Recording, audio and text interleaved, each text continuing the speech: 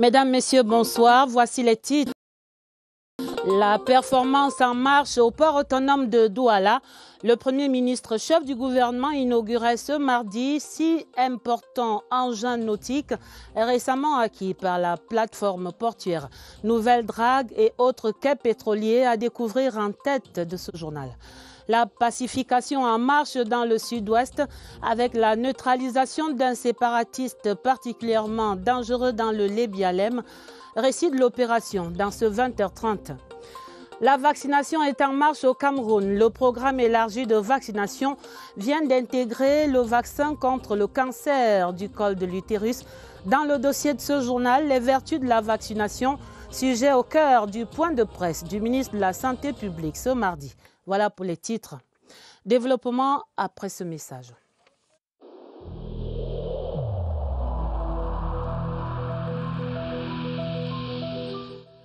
Il est essentiel que les mesures qui ont été indiquées soient absolument respectées par chacun de nous.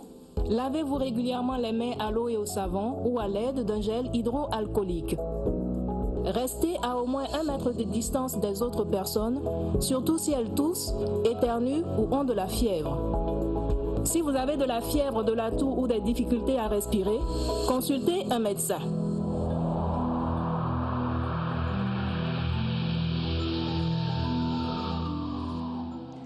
Le port autonome de Douala, désormais dans la cour des Grands, c'est une place portière de référence dans le golfe de Guinée, fière d'exhiber ses habits neufs, qui recevait ce mardi le Premier ministre chef du gouvernement. Joseph Dione Ngouté a effectué la mise en eau et la sortie des fonds baptismaux de 6 nouveaux engins nautiques, un événement historique qui introduit la place portière de Douala de plein pied dans la modernité, conformément aux promesses du chef de l'État. L'événement à Douala, Laurentine Bokono, envoyée spéciale.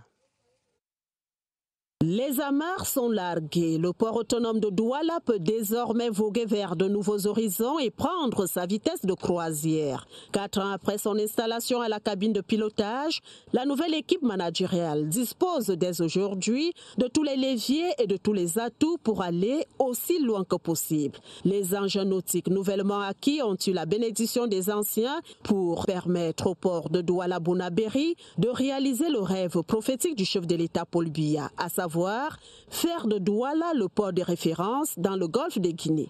Le mythique dit Campondo Aqua assurera le service après-vente dans le prolongement de la cérémonie de libation conduite par les chefs supérieurs de la communauté Sawa. La motivation des personnels est également garantie par les distinctions honorifiques décernées. En signe d'un nouveau départ, Joseph Dione Ngouté a lancé une bouteille de champagne qui a explosé sur le ruban symbolique. C'est alors qu'il a entrepris la visite du baliseur Ndika Pondo Aqua. Longueur 32 mètres, grue de manutention 5 tonnes à 12 mètres. Assis à la place du capitaine, le Premier ministre chef du gouvernement a appuyé sur le bouton pour lancer la corde de grue. Un nouveau départ, une nouvelle page aussi. Les engins ainsi inaugurés ce mardi viennent confirmer l'ambition de la plateforme portuaire de Douala vers une plus grande autonomie, un port plus performant, outil stratégique de l'économie nationale et sous-régionale. Le Premier ministre chef du gouvernement qui a pu ainsi apprécier les 6 engins nautiques acquis par le port, principalement les 2 dragues pour le chenal et le plan d'eau et le poste pétrolier. Joseph Dione Ngouté a confié sa satisfaction à nos reporters au terme des manœuvres inaugurales. Il est ici dans un extrait sélectionné par Laurentine Bokono. J'ai eu une visite très intéressante. Nous avons visité tous les aspects de ce port et nous sommes très contents de la manière dont ces travaux se déroulent. Et je crois que sous les instructions du président de la République, le port autonome de Douala est en train de se transformer en un véritable pôle pour la sous-région de l'Afrique, non seulement centrale, mais de l'Afrique de l'Ouest. Nous sommes très édifiés par ce que nous venons de voir. Au-delà de ces importantes innovations, c'est en fait une place portuaire en pleine modernisation et en pleine mutation dans tous ces démembrements que le Premier ministre chef du gouvernement découvrait ainsi au cours de cette troisième visite à Douala. Une vaste opération de modernisation qui va de la réhabilitation des voiries jusqu'à la fluidification des quais. Le tour du propriétaire effectué par le Premier ministre chef du gouvernement, raconté ici par Laurentine Bokono, une fois de plus. Premier accostage en zone aval, les chantiers routiers du port de Douala. Ici, l'OPAD expérimente la construction des routes en zone marécageuse avec la double expertise israélienne et allemande. Deuxième accostage, la zone navale. Ici transitent encore 95% des marchandises du Cameroun et des pays de l'Hinterland sans littoral que sont le Tchad et la RCA. Troisième accostage, la régie du terminal à conteneurs en exploitation depuis le 2 janvier 2020 par l'expertise camerounaise. Ici, le chef du gouvernement a pu apprécier les travaux de construction des nouveaux quais et des zones d'entreposage afin de démultiplier les capacités de cette plateforme. Quatrième accostage, le duc d'Albe pétrolier. Ici est situé l'appontement pétrolier qui va faciliter le travail des marketeurs, d'où la présence à cette étape des interlocuteurs de l'État. Cinquième accostage, ici est logé le projet de sécurisation de l'espace portuaire avec ses nombreuses infrastructures de dernière génération. Comme sur une croisière, la grande chevauchée du Premier ministre chef du gouvernement sur les eaux fluviales du Vouri s'est achevée sur une image de rêve. Douala doit devenir le port de référence dans le golfe de Guinée. La satisfaction du Premier ministre, chef du gouvernement, au terme de cette visite est partagée par la communauté Sawa, par les opérateurs économiques et aussi par les acteurs du secteur portuaire. Voici quelques-unes de ces réactions. C'est un reportage de Léon Bertrand, Tanefo, à Douala.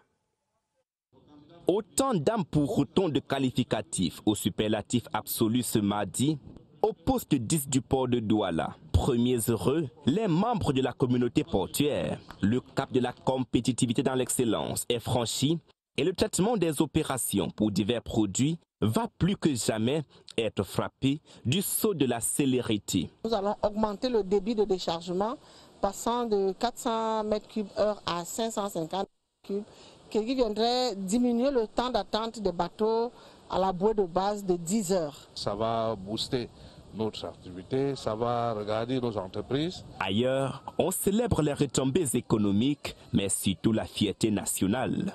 La camerounisation de l'expertise au port de Douala et l'acquisition de ces engins nautiques vont non seulement accroître les gains du port, mais aussi le patriotisme économique des opérateurs. Il s'agit là d'une mutation importante au niveau du port autonome et nous sommes fiers que cette entreprise puisse se positionner à ce niveau-là. Le port de Douala-Bonabéry n'est pas seulement le port du Cameroun, mais c'est aussi et surtout le port de tous les acteurs de la zone CEMAC. Satisfaction synonyme de plus d'activités au port de Douala. Nous partons de cet important catalyseur de l'économie nationale pour dresser l'état des finances publiques à la lumière du rapport d'exécution 2019. Le rapport qui dévoile deux principales tendances, une plus grande mobilisation des ressources au-delà même des prévisions, mais aussi un dépassement des prévisions relatives aux dépenses courantes. Lucrèce Mbenga, la lecture expliquée. Exécuté dans un contexte difficile marqué par la crise sécuritaire dans le nord-ouest et le sud-ouest, les effets pervers de l'incendie de la Sonara, la poursuite des chantiers de la Cannes, mais également de programmes économiques et financiers avec le Fonds monétaire international, le budget 2019 a été au niveau de la résilience de l'économie du Cameroun. Sur un objectif global de 5 401 milliards, toutes recettes comprises, l'État a pu mobiliser 5 054 milliards, soit un taux de 93%. La dématérialisation des bons de caisse, l'opération de comptage physique des personnels de l'État avec comme plus-value la réduction des salaires fictifs, un taux de remboursement de la dette estimé à 75%. Ce sont là quelques bons points de ce budget. Mais le budget 2019, c'est également des points d'insatisfaction. Une systématisation des procédures d'urgence en violation de l'orthodoxie en termes de dépenses courantes. On avait élaboré des prévisions de 2500 milliards, mais on est arrivé à pratiquement 2600 milliards. Sur une échelle de 1 à 10 et au regard de la conjoncture de 2019, de nombreux observateurs attribuent la note de 8 à l'exécution du budget 2019 et prescrivent une plus grande rationalisation de la dépense publique et l'augmentation des recettes non fiscales. Le deuxième épisode du feuilleton de la semaine consacré aux livres scolaires, livres plutôt rares en cette rentrée 2020. Ce soir, focus sur la production, la possibilité de produire localement des manuels scolaires, les stratégies que proposent les acteurs de ce secteur. C'est dans cette enquête de Daniel Menanga. Le marché du livre scolaire au Cameroun, plus animé par la multiplicité de ses acteurs que par sa capacité à satisfaire à la demande locale. Il faut bien que l'État s'implique davantage quant à ce qui concerne les contenus, mais aussi en ce qui concerne la fabrication. Que l'État stimule les banques pour pouvoir aider les éditeurs. Le financement, un chapitre lu, relu et réévoqué ce début d'année scolaire encore. Un livre qui est mis au programme cette année va durer 6 ans. Alors, comme il va durer 6 ans, si vous faites un peu d'ingénierie financière, vous allez vous dire, OK, la capacité du marché est peut-être de 20 000. Mais est-ce que je ne peux pas convaincre mon banquier ou bien mon pourvoyeur de fonds pour qu'on en imprime 100 000, étant entendu que ça reviendra 4 fois moins cher d'imprimer 100 000.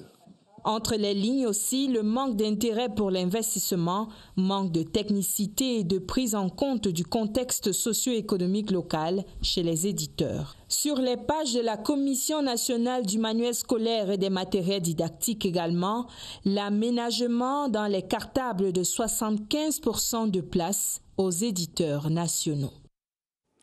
Face à cette difficile équation du livre scolaire au Cameroun, les élèves du Donga-Menton dans la région du Nord-Ouest sont bien mieux lotis. Ils recevaient cette dernière semaine des manuels scolaires, des prix d'excellence et des kits anti-Covid-19. Un don du secrétaire d'État auprès du ministre de l'Industrie, Fro Callistus Gentry. Détail de cette opération avec Michel Renaud Oranja. Des milliers d'élèves issus des unités administratives du Ndonga-Menton, que sont Ngwa, Ndou, Missager, Nkambe, Ako, Untumbo, ont pu bénéficier des manuels scolaires. Outre ces manuels scolaires, des primes d'excellence d'un montant global de 18 millions de francs CFA ont été distribués aux élèves méritants qui ont bravé des difficultés d'ordre sécuritaire au cours de l'année écoulée. La population appelle qu'il continue parce que ça, d'une manière, améliorer l'éducation dans le département. Nous étions ici pour les dons de Domas, pour encourager les élèves pour aller à l'école et pour encourager l'excellence. Pour une année scolaire sans Covid, des kits de prévention ont été également remis aux bénéficiaires, même au cours de la dernière étape dans la localité d'Ntumbo. Et voici d'autres avancées pour la pacification de la région du Sud-Ouest. Le commandant de la 2e région militaire là-bas annonce la neutralisation d'un individu qui serait en fait un terroriste séparatiste connu sous le pseudonyme de Général Ayeke. Une opération militaire que raconte notre correspondant sur place dans le Sud-Ouest, Gilles-Claude Mbon-Etundi. 2 jours pour traquer et neutraliser la terreur de Wabané. Ayeke a tué plus de 100 personnes dans le début de l'année, violé combien de femmes, détruit brûlé les édifices publics et chassé les chefs traditionnels de leur village. 13 personnes ont été libérées, parmi lesquelles 3 femmes. Elles étaient utilisées comme esclaves sexuelles, selon les sources militaires. L'armée régulière a également saisi 2 armes et plus de 350 munitions, le corps du dénommé général Ayeke et les otages libérés ont été transportés à Kumba par un hélicoptère militaire. Les mêmes sources renseignent que le séparatiste général Ayeke était l'un des bras droits du célèbre Field Marshal du groupe du Dragon Rouge. Un désaccord entre les deux compères pousse Ayeke à se désolidariser de son mentor pour créer son propre camp à Bessali, dans l'arrondissement de Ouabane. Cette nuit, les populations locales pourront dormir le cœur léger. Dans la région de l'Ouest, la journée internationale de prévention des catastrophes ce 13 octobre a un écho particulier. Là-bas, on n'a pas oublié le sinistre de Gouaché. C'était en octobre dernier, un an après la mort de cette quarantaine de compatriotes victimes de ces glissements de terrain. Le site a changé de visage. Les autorités travaillent à la sécurisation des sites en construction. Retrouvons à Bafoussam Igor Bissay. Comme un symbole de la prévention des catastrophes naturelles, voici bientôt un an que le Cameroun était ébranlé par les morts de la catastrophe de Gouaché. L'endroit est désert et la flore domine désormais. Le gouverneur a pris des mesures pour que le site accidenté soit évacué, mais le souvenir subsiste toujours dans les mémoires. Les gens qui sont morts, leur image ne peut jamais finir. Les populations sinistrées ont décidé de tourner la page, tant bien que mal, afin de pouvoir avancer. Recasés par l'État à Bamungum, certains bénéficiaires ont bâti de nouvelles maisons, pour d'autres, l'heure est aux travaux. Ce matin, je suis venu sur mon terrain pour commencer les petits travaux, le nettoyage, parce que je comptais déjà commencer les briques avant que ça me dépasse. Parce que l'espoir d'un homme, c'est de commencer. Quand tu commences, la force peut venir. Gouaché, ou le souvenir d'un malheur indélébile. L'État camerounais s'est lancé dans une opération d'évacuation des zones à haut risque dans la région de l'Ouest pour prévenir d'une éventuelle catastrophe naturelle et éviter un autre Gouaché. Le dossier du 20h30 pour rappeler les vertus de la vaccination. Le vaccin sauve des vies, c'est là le message du ministre de la Santé publique, Manaouda Malachi, qui donnait un point de presse sur la question ce mardi à Yaoundé. Il est monté au créneau pour sensibiliser les parents et obtenir leur adhésion de ces parents de plus en plus rétifs face au vaccin, tel que celui contre le cancer utérus, désormais partie intégrante du programme élargi de vaccination depuis hier, lundi. Synthèse de ce point de presse ministériel avec Martine Noël Ndengue. La vaccination sauve des vies, le gouvernement l'affirme. Jusqu'ici, c'est la meilleure voie pour se prémunir de certaines maladies. Faisons confiance aux équipes de vaccination et faisons vacciner nos enfants pour renforcer leur immunité contre les maladies évitable par la vaccination. Avec l'introduction du vaccin contre le cancer du col de l'utérus dans le programme élargi de vaccination, le Cameroun dispose désormais de 14 vaccins offerts gratuitement contre les maladies. Le début de la campagne dans les écoles est prévu le 23 novembre, mais des voix s'élèvent déjà criant au complot. Et pourtant, la tuberculose, la rougeole, la diarrhée chronique ou encore la méningite cérébrale, toutes ces maladies ont reculé au Cameroun grâce à cette même vaccination. Ce vaccin, réservé à la fille âgée de 9 à 14 ans, permet d'éviter le cancer du col de l'utérus, quatrième cancer le plus dangereux chez la femme, selon l'Organisation mondiale de la santé. Et le vaccin anti-human papillomavirus reste la meilleure prévention. Et vous l'avez dit, Martine Noël, depuis des décennies maintenant, le vaccin permet d'éradiquer des maladies comme la poliomyélite au Cameroun, malgré quelques résurgences dans la région de l'Est. Une opération soutenue par le programme élargi de vaccination. Le gouvernement qui est là dans son rôle de protection de la petite enfance contre les maladies virales et bactériennes multiplie des campagnes sur l'ensemble du territoire national pour nous rappeler les bonnes vertus de ces vaccins que vous rappelez également ici, Irène Njanafouda. Ce nouveau-né acquiert son immunité par voie orale et intramusculaire contre la poliomyélite et la tuberculose. Prévenir vaut mieux que guérir toutes les maladies recensées par le programme élargi de vaccination. Les vaccins sont tellement importants dans notre environnement parce que ça aide l'enfant à surmonter certaines maladies. Ça réduit le taux de mortalité infantile. Il y a les maladies qu'on a déjà eu à éradiquer avec les vaccinations et un exemple, c'est le poliomyélite. Les vertus préventives du vaccin sont cliniquement prouvées. Le vaccin contient les anticorps qui permettent de lutter contre les antigènes. Il est important de se faire vacciner dès la naissance et au fur et à mesure, l'organisme acquiert ces anticorps afin de lutter contre les maladies. Le calendrier vaccinal en vigueur vise à protéger la petite enfance à pleine croissance. BCG, hépatite qui est dedans, et le tétanos. Et à 9 mois, rougeole, roubeole. Le système immunitaire renforcé par le vaccin à bas âge reste le même jusqu'à l'âge adulte.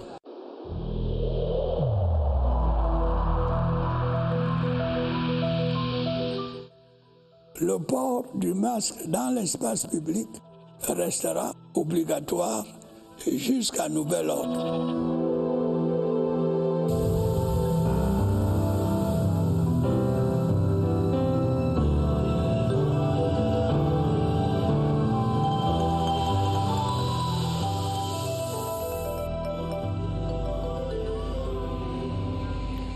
Dans la continuité de ce dossier santé, l'actualité de la lutte contre le coronavirus, pour ce 13 octobre, jour de commémoration de la Journée mondiale de la santé mentale, le Centre des opérations d'urgence de santé publique inaugurait une nouvelle ligne verte, le 15-11, retenez bien le 15-11, qui vient ainsi s'ajouter au 15-10 déjà actif. Allons voir le rôle que va jouer cette ligne téléphonique gratuite avec notre correspondant déjà présent à ce COUPS ce soir. Bonsoir Évariste Eyenga, vous êtes avec votre expert Victor Nkenye. Dites-nous donc la fonction du 15-11.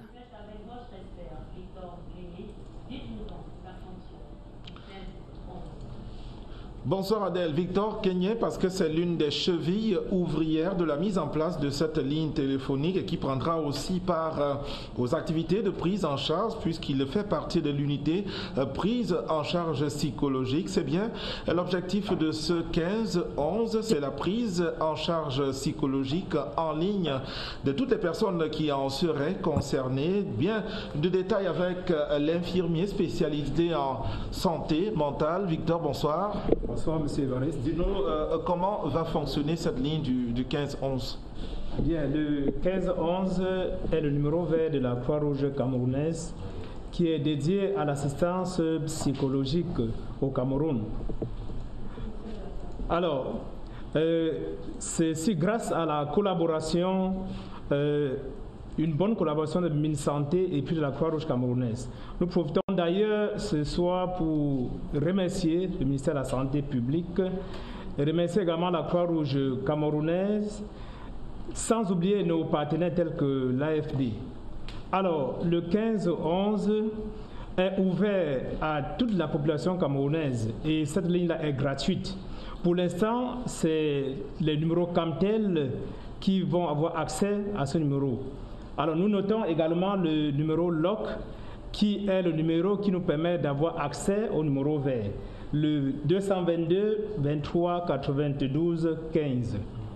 Alors, d'après les concepteurs de cette stratégie, cette facilité via le téléphone, quels sont les problèmes que va résoudre la ligne téléphonique, la nouvelle ? Bien, monsieur. Alors, comme nous disions au début de cet entretien, alors le 15-11 est là pour écouter afin d'apporter des solutions, pour ne pas dire les premiers secours psychologiques aux problèmes de la population. En un, nous pouvons parler ici le mal-être qui est lié à la COVID-19. Par exemple, ces personnes qui ont été victimes de cette maladie, ces personnes-là qui sont stigmatisées, ces gens-là peuvent appeler le 15-11. En deuxième ligne, le mal-être qui est lié à toute situation de la vie courante. Par exemple, nous avons des personnes qui ont été victimes de l'abus sexuel, ils peuvent également appeler. Nous avons des personnes également qui souffrent également à cause de l'échec, soit scolaire, que ce soit au niveau professionnel. Ils peuvent également appeler ce numéro. Donc voilà les problèmes que nous allons essayer d'apporter nos solutions dans la prise en charge psychologique. Victor Kenyé, merci. Ça, on l'a noté. Le 15-11, c'est donc un call center. Comme vous le voyez derrière nous, des téléconseillers qui seront au bout du fil, mais basés plutôt à la Croix-Rouge camerounaise, qui est partenaire du ministère de la Santé publique. Pour l'instant, il s'agit des victimes de la Covid-19, ceux qui ont été victimes de stigmatisation, mais le 15-11 sera utile pour d'autres pathologies. On l'a retenu. On l'a entendu également et retenu. Merci Évariste, merci à Victor Kenyé sur cet exposé sur la lutte anti-Covid-19 très inclusive. Passons à la culture. L'écrivaine camerounaise Amal Djali Amadou, auteure de nombreux ouvrages, dont son dernier titre, Les Impatientes. Elle est demi-finaliste au prix Goncourt 2020. Elle était reçue en audience ce mardi à Yaoundé par le ministre des Arts et de la Culture, Bidong Pat, qui la rassure du soutien du gouvernement dans sa quête du sacre final au prix Goncourt le 10 novembre prochain. Le compte-rendu de cette audience. L'audience du ministre des Arts et de la Culture, Pierre Ismaël Bidong-Pat, accordait à l'écrivaine Amal Djali Amadou ce mardi 13 octobre 2020 et la reconnaissance nationale de son art. Auteur de 3 œuvres littéraires, dont Rwalandais, L'art de partager son mari et au programme scolaire dans les enseignements secondaires au Cameroun, et Les Impatientes nominée au prix Goncourt 2020 en France, la demi-finaliste reste la seule camerounaise et africaine encore en lice dans ce concours. Le ministre est derrière donc le travail qui est fait et moi aussi je suis très très fière de porter les couleurs de notre beau pays, de notre drapeau sur le plan international. Outre ce prix, Amal Djali Amadou est nominée dans 22 autres pays grâce à l'ouvrage initialement édité au Cameroun aux éditions Proximité sous le titre Monial, Les larmes de la patience, et coédité dans 11 pays sous le titre Les Impatientes. L'écrivaine originaire de l'extrême nord attend donc patiemment le dénouement du prix Goncourt le 10 novembre prochain en France. Un autre talent qui illumine le Cameroun depuis le Lébi-Alem dans le sud-ouest, c'est celui de Nervis Nzometia. C'est un jeune Camerounais qui vient de décrocher le prix de l'excellence numérique décerné par le ministre des Postes et Télécommunications. C'était hier lundi.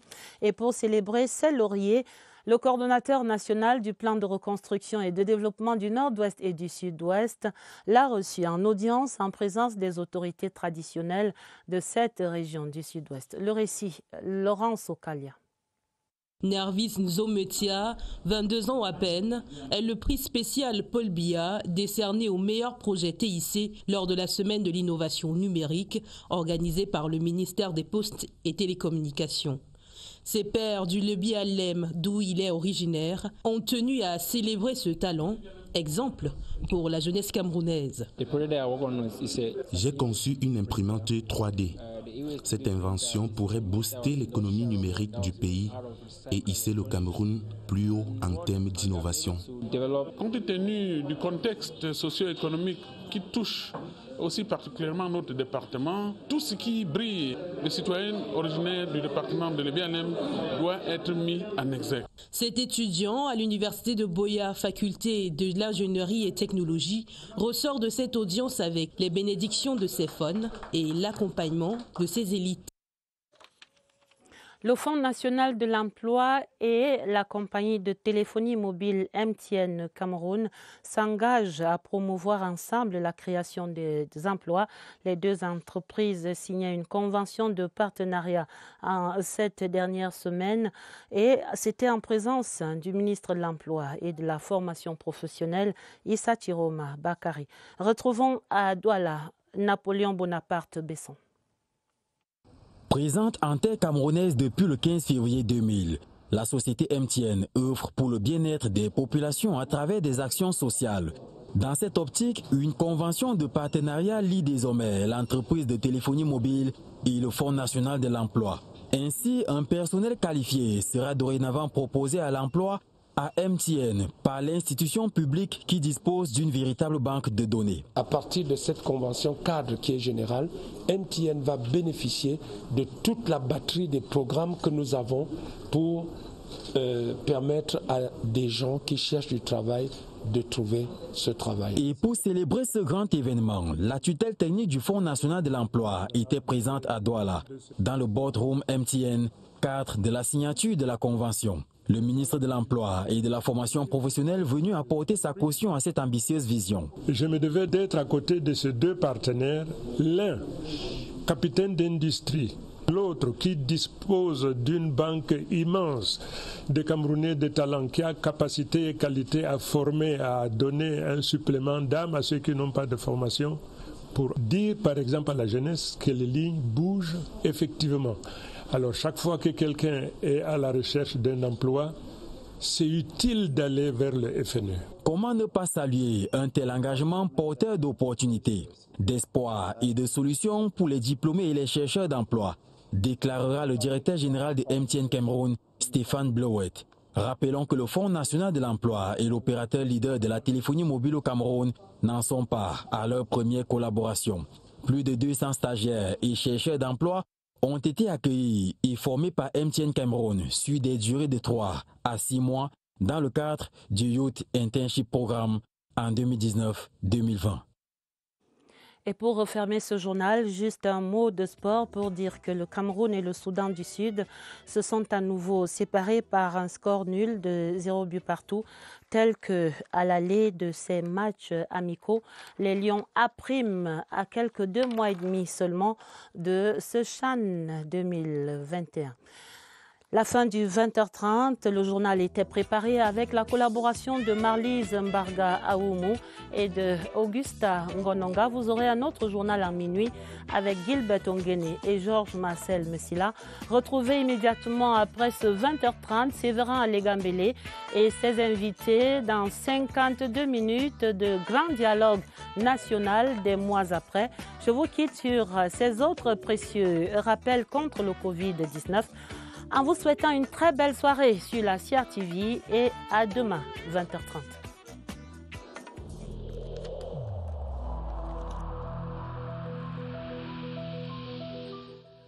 Évitons de stigmatiser ceux qui sont atteints par la maladie.